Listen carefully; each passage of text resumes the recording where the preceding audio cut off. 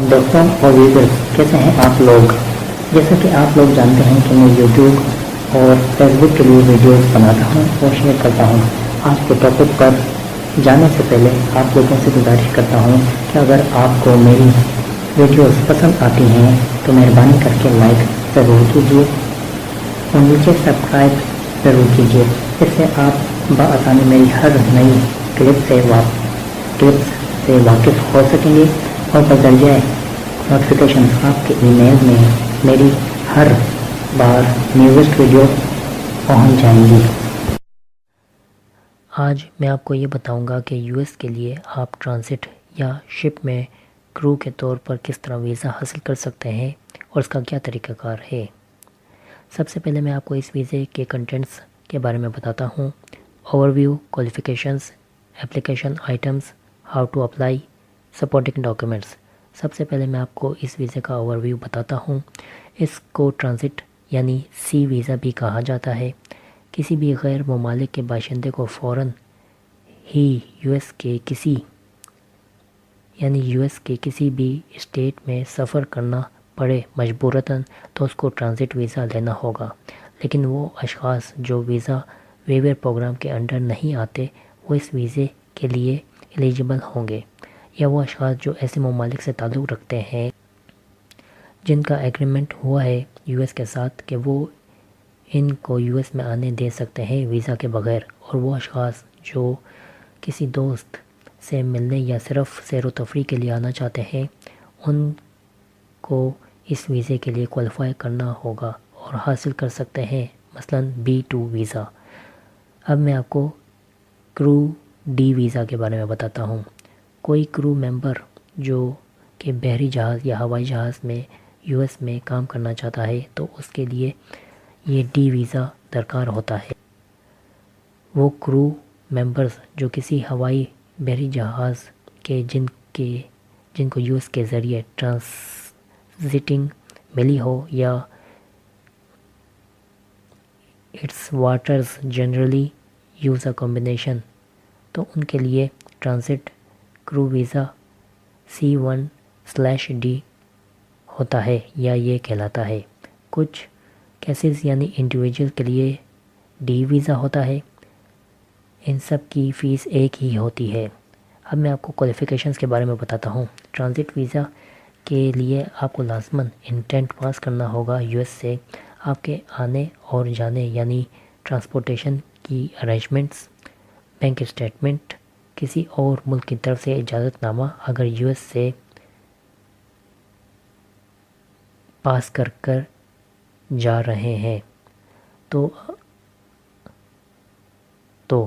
اگر آپ C1/D visa لیتے ہیں تو کونسلر آفیسر کو یقین کرائیں کہ آپ یو ایس میں کس ٹرپ کے ذریعے داخل ہونا چاہتے ہیں، یعنی آپ کے ٹرانزٹ اور کرو کی وجوہات۔ یو ایس میں رہنے کے لیے کسی یو ایس سورس نے آپ کو پیسے نہیں دیے ہیں لازماً جانے کے لیے۔ اگرچہ آپ کے پاس عارضی نوکری کا ثبوت ہے تو آپ کا یو ایس میں رہنا کی میعاد اور پلاننگ، آپ کے تمام اخراجات کے لیے ثبوت فنڈز کا۔ اب میں آپ کو اپلیکیشن آئٹمز کے بارے میں بتاتا ہوں۔ اس ویزے کی فیس $160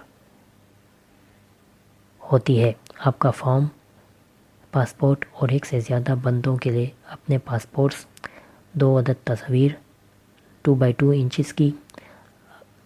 اگر ویزا مل جاتا ہے تو آپ کی ریسیپروسٹی کی ایڈیشنل فیس جمع کرنی ہوگی، اور آپ کے پاس سی مینز بک ہو جس میں آپ کے کانٹریکٹ کی ڈیٹیل موجود ہو، اور اگر آپ کے پاس سی مینز بک نہیں ہے تو آفیشل یا کرو ممبرز کی طرف سے ایک آفیشل رپورٹ جمع کرنی ہوگی۔ سپورٹنگ ڈاکیومنٹس کے بارے میں آپ بتاتا ہوں۔ Current proof, tax payments, property اور بزنس آنرشپ یا ایسٹس، امپلائر کی طرف سے لیٹر جس میں آپ کی پوزیشن کی تفصیلات، تنخواہ، ڈیوریشن، کوئی ویکیشن، آتھرائزڈ اور بزنس پرپس لکھا تو یہ ویزا آپ کو ملے گا۔ اب میں آپ کو ہاؤ ٹو اپلائی ویزا کے بارے میں بتاتا ہوں۔ اس میں ٹوٹل 6 اسٹیپس ہوتے ہیں۔ اسٹیپ نمبر 1، اگر آپ کا ویزا فارم لازماً کامن نان امیگرنٹ ہے اور ہر ویزے کی معلومات اور تفصیل فارم کے ساتھ مہیا کی جائے گی، صرف آپ کو اپنی فیلڈ چننی ہے۔ اگر آپ ویزا ویور پروگرام کے ذریعے آنا چاہتے ہیں تو آپ کی کنٹری اس میں حصہ لے سکتی ہے۔ آپ کو ویزا اپلائی کرنے کی ضرورت نہیں ہوگی۔ اگر آپ بزنس یا پلیجر کے لیے جانا چاہتے ہیں اور آپ کی یو ایس اسٹے میں 90 دن سے کم وقت ہے تو نوٹ، یعنی کہ خاص بات، اگر آپ کی عمر 14 سے 79 سال کے درمیان ہے یا آپ کو یو ایس میں ویزا ملا تھا اور ایکسپائر ہوا تھا پچھلے 48 ماہ میں یا 12 ماہ میں اور دوبارہ یو ایس جانا چاہتے ہیں سیم پرپس پر، تو آپ کو یا کونسلیٹ میں انٹرویو اٹینڈ کرنے کی ضرورت نہیں ہوگی۔ اب میں آپ کو اسٹیپ 2 کے بارے میں بتاتا ہوں۔ اگلا اسٹیپ آپ کو فارم بھرنا ہے جس کو ہم DS-160 کہتے ہیں الیکٹرانکلی۔ ساتھ میں آپ کو گائیڈ لائنز بھی ملیں گی۔ آپ کے فارم کریکٹلی بھرنا ہے۔ ساری معلومات بالکل صحیح اور شفاف ہونی چاہیے۔ ایک بار فارم بھر دیا تو دوبارہ چینجز نہیں ہو سکتی۔ تھرڈ، یعنی اسٹیپ نمبر 3، ایک بار آپ نے اپنی صحیح ویزا ٹائپ چن لی اور فارم بھر دیا، پھر فیس جمع کرنی ہوگی۔ ویزا فیس آن لائن بھرنی ہوتی ہے اور $US میں جمع کرنی ہوتی ہے۔ US کی کرنسی کے مطابق آپ کی پروفائل بننے کے بعد اپنی ریسپٹ کو سنبھال کر رکھیے اور اپائنٹمنٹ بک کیجیے۔ اب میں آپ کو اسٹیپ 4 کے بارے میں بتاتا ہوں۔ اب آپ نے اپنی تاریخ چننی ہے اپائنٹمنٹ کی اور آپ نے لاگ ان کرنا ہے سیم پروفائل جس کے ذریعے آپ نے فارم جمع کیا تھا، اور ڈیش بورڈ پر لیفٹ سائڈ پر اپائنٹمنٹ اسکیجول سے آپ اپنی اپائنٹمنٹ کا پروسیس اسٹارٹ کر سکتے ہیں، اور اس میں 2 اپائنٹمنٹ لینی ہے۔ فرسٹ VAC یعنی ویزا اپلیکیشن سینٹر میں۔ اس اپائنٹمنٹ کے ذریعے 5 طریقوں سے آپ کو فوٹو اور فنگر پرنٹس لیے جائیں گے آپ کے۔ سیکنڈ، دوسری ویزا انٹرویو کے لیے ایمبیسی یا کونسلیٹ میں۔